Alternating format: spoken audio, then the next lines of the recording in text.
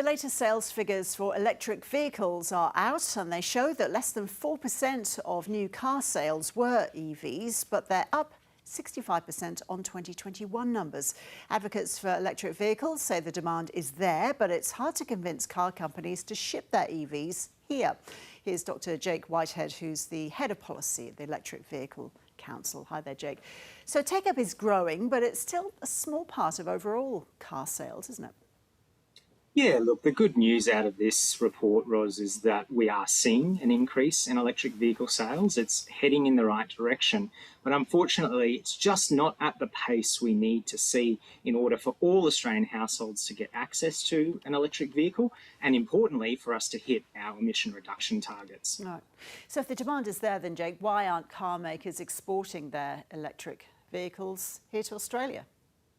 Yeah, the number one policy setting that's missing in Australia is a fuel efficiency standard. So if you look at comparable right-hand drive markets like the UK, they're now sitting at about 20% of all new cars being electric vehicles. The key difference between the UK and Australia, they have a fuel efficiency standard and we don't. And without that policy, there isn't really that strong pull for car makers around the world to prioritise our market for these vehicles. And as a result, we're at the back of the queue.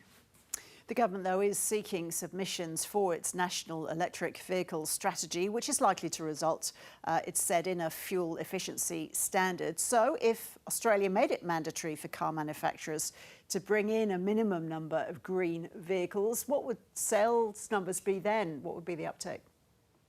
Yeah, I think the exciting thing is that we do have this opportunity through the National Electric Vehicle Strategy that the federal government is currently taking input on to introduce an ambitious fuel efficiency standard. And if we can get that in place in the near future, in the next 12 to 18 months, even before that policy comes into effect, we'll see car manufacturers starting to shift supply and increase supply to our market. And quite quickly, I think, in the next 5 to 6 years, it is feasible for Australia to catch up to some of those markets, but only if we act now to bring in place a fuel efficiency standard. Well, the obstacles to electric vehicles sales, they've always been, haven't they? The number and accessibility of charging points and also the distance cars can travel on a single charge. Have there been improvements on either or both of those points? Yeah, so certainly when we look across the world at the current state of technology, now you're seeing the average electric vehicle having a driving range between 400 and 600 kilometres. So for many Australian households and also businesses, that's more than sufficient.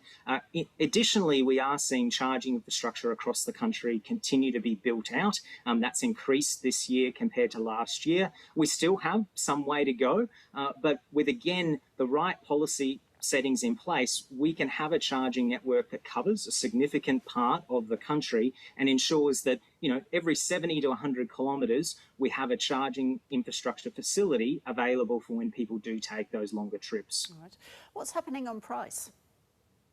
So price has fallen. I mean, there are some challenges with the global supply chain right now, particularly, with the war in Ukraine and other economic pressures. There have been some issues around inflation leading to, I would say, a less aggressive reduction in vehicle prices. But importantly, in other markets that, again, have a fuel efficiency standard, they are seeing those more affordable electric vehicle models being delivered. And so there is still great opportunity for us through this policy setting to have affordable electric vehicles come into the country. And I would say, again, in the next 5 to 6 years, be in a situation where there are electric vehicles at the same cost as a petrol or diesel equivalent. But even more importantly, instead of having to pay, $2 per litre on fuel that we're wholly dependent on importing from overseas, with electric vehicles, you're paying the equivalent of 20 to 30 cents per litre